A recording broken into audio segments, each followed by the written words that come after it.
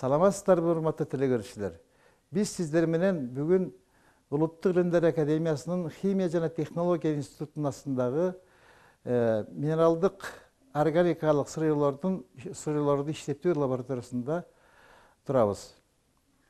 Бул аталган лабораториянын негизги илимий багыты болуп, жергиликтүү минералдык сырыйлардан глиноземду жана башка баалуу продуктуларды алуунун физика-химиялык негизи жана технологиясы болуп эсептелинет.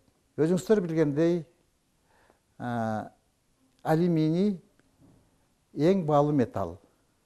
Бул металлдын каякта колдонуларын, анын баалуулугун өзүңүздөр жакшы билесиздер. Электр сымдарында, самолет куруудагы негизги материал болуп, жана башка эң бекем жана чыдамдуу, температурага, коррозияга чыдамдуу жана башка физикалык химиялык касиеттерге ээ болгондуктан бул өндүрүштүн көп тармактарында колдонулат. Азыркы учурда биздин республикада бул багыт боюнча иштеген илимий изилдөө институттары, заводдор, предприятиялар жок. Ошондуктан биздин максат алюминийди, башка айтканда анын сырьёсу эсептелинген глиноземду жергиликтүү неферин цианид урудаларынан алуу болуп саналат. Геологиялык чалгындылар көрсөткөндөй, биздин республикада түштүктө Зарделек, түндүктө Жумгал өрөөнүндө сандык месторождениялары бар. Бул месторожденияларда глиноземдун кармалышы 18%-тен орточо алганда 21%-ке чейин жетет. То есть башкача айтканда бул эмнени айтат? Бул өндүрүшкө иштетүүгө болот деген жыйынтыкты айтат. Буга чейин 1960-70 жылдарда бул багытта көп институттар, анын ичинде Россиянын илимий изилдөө институттары, биздин Академия наук, Арменияда илимий изилдөө институттары, Алматадагы институттар иштешкен. Бирок бул иштин илимий изилдөө жүрүшкөн менен өндүрүштүк деңгээлге чейин жеткизе алышкан эмес. Ошондуктан биздин максат неферин цианид урудаларынан глиноземду алуунун өндүрүмдүүлүгүн, башка айтканда степень извлечения деп коет, көбөйтүү жана технологиясын өзгөртүү менен экологиялык жана экономикалык багытта толугу менен жооп берген, орусча айтканда безвредный, рентабелдүү, экономикалык жактан өтө ыңгайлуу технологияны сунуш кылуу болуп саналат. Бул багыт боюнча көптөгөн ыкмалар белгилүү. Алсак кислоталык методдор, шелоштук методдор, башка айтканда кислоталардын жардамы менен, шелоштун жардамы менен жана башка заттар менен, реагенттер менен аларды ажыратып бөлүп алуу ыкмалары, методдору белгилүү. Биз алгач болуп бул максатта азот кислотасын колдонуп иштеттик. Эмне үчүн азот кислотасы колдонулду деген суроо туулушу мүмкүн. Себеби азот кислотасы менен иштеткенде урдалардагы бардык металлдар нитраттарга айланат. Химия илими көрсөткөндөр бардык элементтердин нитраттары сууда жакшы эришет. Анын ичинен алюминийдин нитраты дагы. Ошондуктан биз азот кислотасы менен ажыратуу методун иштегенден баштап ошону туура деп таптык. Бул методдун артыкчылыгы, башка айтканда, буга чейин же болбосо азыркы мурдагы СССР, азыркы СНГ өлкөлөрүндө иштетилип аткан технологиялык ыкмалар менен иштетилип атат деген суроо туулушу мүмкүн. Бул ыкмаларда колдонулуп аткан азыркы учурларда башка өлкөлөрдө негизинен пирометаллургический ыкма болуп саналат. Пирометаллургияда процесс, технологиялык процесстер жогорку температурада жүргүзүлөт. Башкача айтканда, урда жогорку температурада ажыроого туш келет, көп энергияны талап кылат. Урдалар ажыраганда анын составындагы минералдар, химиялык заттар экологиялык жактан дагы көп проблемаларды алып келет. Абаны булгайт, жерди булгайт, сууну булгайт. Мунун баардыгын келип туруп, бул схеманын азыркы талапка, азыркы өздөштүрүлгөн ыкмалардын талабына жооп бербегендигин көрсөтөт. Ошондуктан биз азот кислотасы менен аталган нефелин сиенит урдаларын ажыратып, суу эритмесинде алюминийди глинозем түрүндө бөлүп алуу болуп саналат. Башкача айтканда, биздин сунуштаган метод жалпысын айтканда гидрохимиялык метод болуп саналат. Башка айтканда, бардык процесстер суу эритмесинде өтөт. Экологиялык жактан таза. Мындан тышкары, деги эле нефелин сиенит урдаларын өздөштүрүү дүйнөлүк практика көрсөткөндөй, ал рентабелдүү, экономикалык жактан выгодно болуш үчүн, көп прибыльдерди алып келиш үчүн толугу менен толук кандуу иштетүү болуп саналат. Башкача айтканда, урдада эмне деген зат кармалса, ошонун баарын тең бөлүп, анан өндүрүшкө практикада тигил же бул максатка колдонуу болуп саналат. Эгерде бул максатта илимий изилдөөлөр алы келбесе, ала албаса, ушул ыкмалар аталган ыкмалар менен, анда ал сунуш кылган методдун бирөө дагы ошол жогорку максат, айтылган максатка жооп бере албайт. Мунун айткан себебим, биздин республикадагы, биздин жердеги нефелин сиенит урдаларында глиноземдон тышкары сейрек элементтер кездешет. Рубидий, цезий, таллий деген. Башка жерлерден айырмаланат. Алардын кармалып жүргөн саны салыштырмалуу өтө жогору деп эсептелинет. Ошондуктан биздин экинчи максат ошол нефелиндин катарында эле ошол эле учурда сейрек жер элементтерин алуу болуп саналат, бөлүп алуу. Андан тышкары, азот кислотасы менен иштетүүдө нефелин сиенит урдаларында натрий, калий шелоштору кездешкендиктен, алардан минералдык жер семиштерди алууга болот. Мындан тышкары, эң акырында калган калдыктардан цемент, поташ,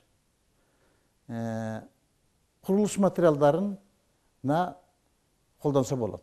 Башка айтканда, эгерде ушул максат баары аткарыла турган болсо, анда нефелин сиенит урдалары жогоруда мен көрсөтүп кеткендей, рентабелдүү дагы, экономикалык жактан өтө ыңгайлуу дагы, пайдалуу да болот.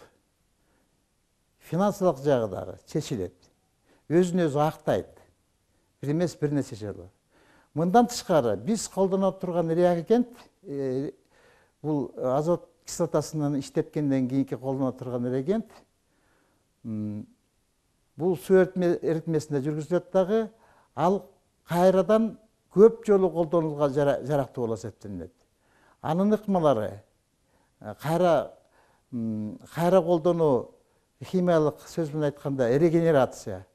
Бул мурда биз тарабынан далилденген, то есть колдонулган реактив көп жолу колдонулат дагы, өзүн актап, унун негизинде алынган глинозем жана башка продуктылардын экономикалык көз карашы менен караганда өзүн өзү актайт дагы и анан кошумча прибыльди алып келет деп ойлойбуз. Эгерде минералдык составына кайрылсак, аталган сандык жана зарделек месторожденияларында алюминий жогоруда айтып кеткендей 18,5% бул сандыкта, ал эми зарделекте болсо 22%ке чейин жетет.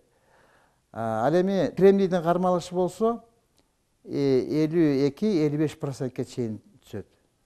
Бул жерден кремнийдин кармалып жүрүшү канчалык санда чоң ролду ойнойт. Өтө жогорку кремнийлүү урдалар көпчүлүгү көп ыкмаларда тиешелүү результаттарды жыйынтыкта бербейт. Биздеги нефелин цианид урдаларындагы кармалып жүргөн саны 52-55%. Бул толугу менен аны жогоруда аталган схема боюнча иштетүүгө өбөлгө түшөт. Бир мисал катары сейрек элементтеринин кармалышына мисал келтирсек, мисалы үчүн урбидий сандыкта өтө жогору 450 мг, 480 мг чегинде 1 литрди кармалып жүрөт. Бул деген мындай кармалып жүргөн сан Россиядагы Мурманскадагы нефелин цианид урдаларынын дагы сейрек элементтердин кармалышына жакын. То есть иштетүүгө болот деген жыйынтыкты айтса болот бул жерден. Ал эми зарделекте 180 мг на литр. 1 литрде 180 мг. Өтө көп. Жетиштүү санда. Эми бул муну иштетиш үчүн биз технологиясын иштеп производствого внедрить этиш үчүн, өндүрүшкө киргизиш үчүн анын оптималдуу шарттарын аныкташыбыз керек. Башка айтканда кандай оптималдуу шарттар? Анын температуралык режими комнаталык температурада жүрөт. Технологиялык процесстердин жүрүү ылдамдыгы, убактысы, нефелин урдасы менен алына турган реагенттин ортосундагы катышы, химияда соотношение твердой и жидкой фазы деп айтылат. Жана башка. Вот ушул максатта биз быйылкы жылы, өткөн жылы 1916 жылы илимий изилдөө иштерин жүргүздүк. Изилдөөлөр көрсөткөндөй, азот кислотасы менен ажыратканда аталган нефелин цианид урдаларын бөлүп алуу даражасы биздин изилдөөлөр боюнча 70%ке чейин жетти. Мындан аркы биздин максат азот кислотасын гана эмес, күкүрт кислотасы менен комбинированный ыкмалар деген бар деп коет. Кислота менен негиздин ортосундагы аралашма менен аммиачный метод деп коет. Шелоштук метод деп коет. Шелоштор менен натрий баш менен дагы ажыратуу процесстери изилденмекчи. Азыркы айтылган сөздөр баардыгынын негизинде мен төмөндөгүдөй жыйынтыкты айткым келет. Биринчиден, бул алгач жаңы башталган жумуш, бирок буга чейин бул изилденген кайсы бир деңгээлде. Биз ошону улантып, дагы өтө терең изилдеп, жаңы ыкма сунуш кылып, биздин республикада өзүнчө өндүрүштүк базаны, предприятияны куруу болуп саналат. Анткени себеби жергиликтүү бул сырьёнун ээлеген орду территориясы боюнча өтө чоң, өтө көп санды ээлейт. Ошондуктан бул максатта иштетүү бул актуалдуу маселе болуп саналат. Эгерде биз ушул максатта иштеп, белгилүү бир тиешелүү ыкманы сунуш кылып, аны өндүрүшкө киргизе ала турган болсок, анда мамлекет үчүн өтө көп сандаган пайданы алып келет деп ойлойбуз. Анткен себеби, биринчиден биз глиноземди алабыз. Глиноземдон таза алюминий алынат. Ал уже башка технологиялык жол менен алынат, ал белгилүү. Андан тышкары жогоруда аталган эркий металлдар, өтө баалуу, өтө кымбат металлдар алынат. Урбидий сезий, таллий. Андан тышкары калдыктарынан сода, поташ, анан курулуш материалдары. Эң жок дегенде эң акыркысы курулуш материалдарына кетет. Эң андан калса, анда ал как кошумча зат катары, добавка катары колдонулат. Андан тышкары клеющий материалдар алынат. Алар краскада алууда, жанагы курулушта ар кандай вяжущий материал деп коет. Жыйынтыктап айтканда, толугу менен мисалы үчүн 1 тонна алсак, иштетсек, 1 тоннанын башка айтканда 1% дагы жөндөн-жөн ыргытылып кетпейт. Бардыгы иштетилиш керек. Курулуш материалы керамические изделия деп коет, фаянсы, фарфор, фаянсы, керамические изделия. Андан тышкары вяжущий материал деп коет. Көп. Бул алардын алынышы кандай метод менен, ыкма менен жанагы алгачкы уруданы иштеттик. Ошондон көз каранды болот. Бул аталган проблеманы чечүүдө финансы каражаты керек, анча деле көп эмес илимий изилдөө иштерине. Эгерде илимий изилдөөлөр жакшынакай максатта, жакшынакай жыйынтыктарды бере турган болсо, кийин өзүнчө предприятие, завод курганга, конечно, мамлекеттин жардамы же инвестордун жардамы керек. Илимий багытта мен өзүбүздүн тематика боюнча айтайын. Бул тема боюнча проект жазылып, билим берүү министрлигине жөнөтүлгөн. Бул Ош мамлекеттик университети менен чогуу иштетилмекчи. Анткенсе Илимдер академиясына акча финансирование болбойт экен, положение боюнча. Жогорку окуу жайларына бөлгөндүктөн биз чогулуп совместно проект түзүп жөнөткөнбүз. Ал маселеси каралып атат азыр. Бул маселени чечүүдө, бул проблеманы илимий багыттагы изденүүлөрдү, изилдөөлөрдү жүргүзүүдө өкмөттүн алы жетет. Эгерде биз предприятие, завод кура турган болсок, анда инвестор тартыш керек. Мамлекеттин күчү жетсе, андан бетер жакшы, карыз болбойт. Илимий жагынан баарын тактап, далилдешибиз керек. Далилдеп, көрсөтүп, технология схемасын сунуш кылышыбыз керек. Технология схемасы сунуш кылынса, технологический экономический обоснование расчету кошумча берилсе, бизнес план түзүп кошуп берилсе, анан алар караш керек негизи. Жөндөн эле бербейбиз да. Ар бир кыймыл, ар бир сатып алынган реагент болобу, оборудование болобу, бардыгы эсеп теодо бардыгы эсепке кирет. Муну специалисттер жакшы түшүнүшөт. Муну эсептөө, өзүнчө экономический эсептөө жүргүзүлөт специалисттер. Анан алардын өзүнүн чечимин чыгарышат. Канчалык деңгээлде кандай прибыль алып келет, канча жылда канча алып келет. Ошонун негизинде анан кийин завод курулат. Урматтуу телекөрүүчүлөр, жогорудагы мисал бул жөн эле бир мисал. Бул мындай мисалдар Илимдер академиясында көмүскө түрүндө калгандар өтө көп. Мен анын баарын айткым келбейт. Бирок канча жыл эмгек кылып, канча жыл чач тагартып иштеткен жумуш аягына чыкпаса, бир четинен обидно болот экен. Бекеринен бул технология схеманы Москвадан бекитип автордук свидетельство бербейт. Бардык тарабы текшерилип турган берилет өзүңүздөр белгилеген. Ошондуктан мен өтүнөр элем. Азыркы келечектин муундары, азыркы жаштар, прогрессивдүү ойлоно турган жаштар бар арабызда. Жакшы өсүп атат, жакшы билим алып атат, илимдүү жаштарыбыз бар. Чет өлкөлөрдөн окуп келген жаштарыбыз бар. Илимдер академиясына келип, ар бир тармак боюнча институттар бар. Көптөрү кыскарып атат.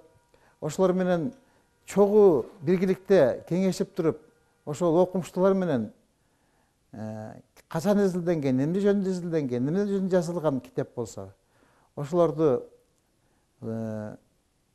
чогуу талкуулап, анан кимдир бирөө кызыкса, ошол багытта чогуу иштерди алып кетсек болот.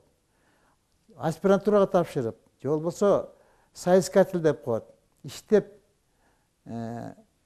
башка жерде иштесе деле соискатель катары чоң илимий иштерди жүргүзсө болот. Урматтуу телекөрүүчүлөр, мен жогоруда Учкай Билимдер академиясынын астындагы химия жана технология институтунун караштуу органикалык жана минералдык сырыйлорду өндүрүү лабораториясындагы жергиликтүү минералдык сырыйлордон глиноземдуу жана башка баалуу продуктларды алуунун физика химиялык негизи жана технологиясы жөнүндө маалымат бердим. Кайрадан жолугушканга чейин саламатта болуңуздар.